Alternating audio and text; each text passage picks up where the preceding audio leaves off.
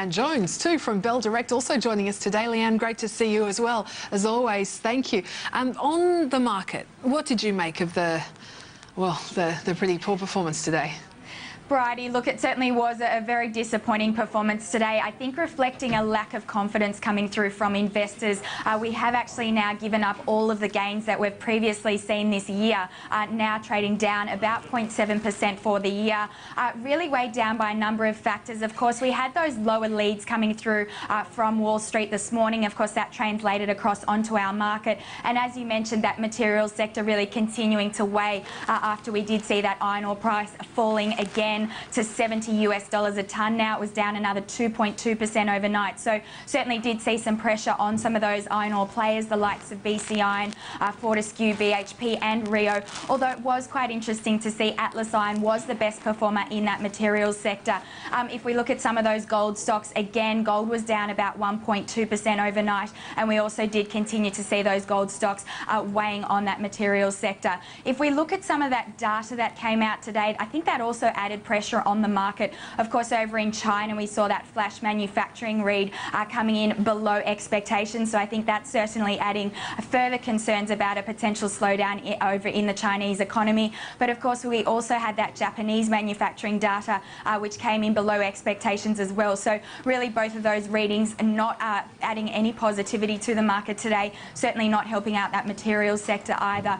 It was for part of the day we were seeing that financial sector doing some of the heavy lifting, but as you said, we saw all sectors closing in negative territory, and it has actually been the fourth consecutive day of losses this week, now down about 2.4% for the week. So certainly quite a disappointing result today, as I said, giving up all of the gains that we have seen this year. Yeah, Leanne, just coming back to the iron ore weakness, the China data today, and as you mentioned there, Atlas Iron really resisting the falls, going against that weak trend. I mean, just explain that for us, what you made of that. Was that due to the fact that, you know, weakness had already been factored in for Atlas Iron? You know, the reason it was up nearly 5% when we saw such heavy losses elsewhere?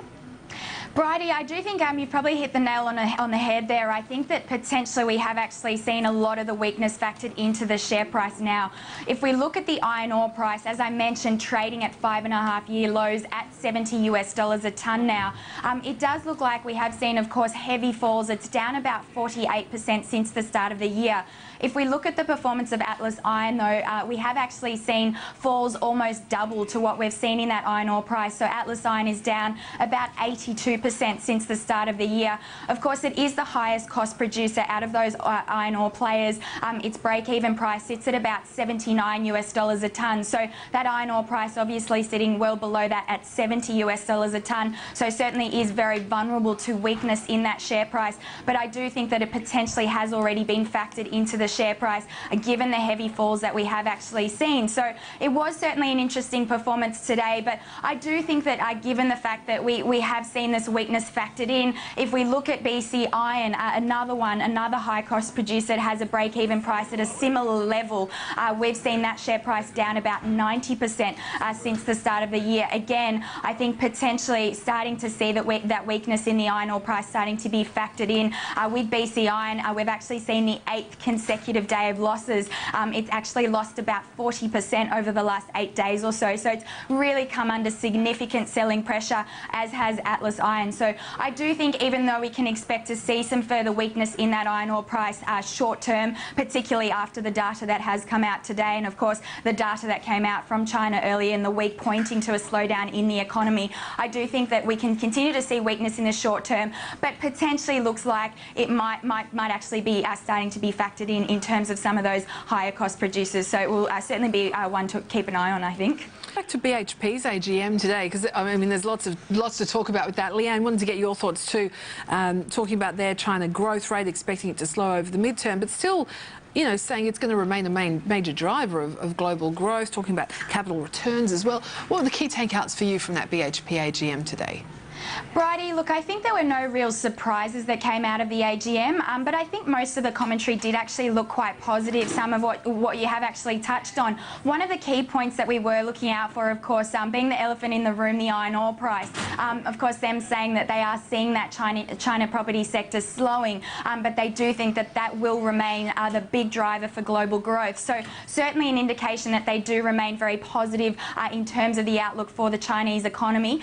Of course, that iron ore price really is out of their control, so I think their focus now will have to be on maintaining low costs and also the use of their cash, so maintaining that conservative balance sheet.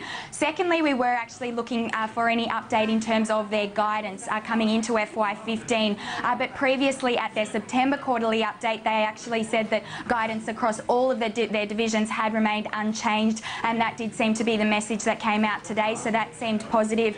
There were also a number of other positives. Of course, their demerger plans do remain on track, and this is obviously going to be a long-term benefit for shareholders in terms of them focusing on those core assets and offloading those non-core assets. So certainly seeing the benefits of simplification there. As you mentioned, that balance sheet strength, though, looking at increasing returns to shareholders. In terms of their production growth, we actually are forecasting some pretty strong production coming through petroleum, coal and of course iron ore.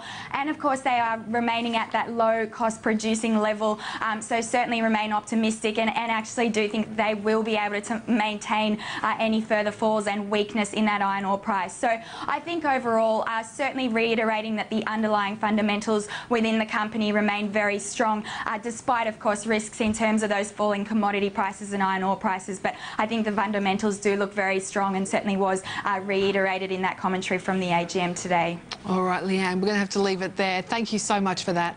Thanks, Bridie.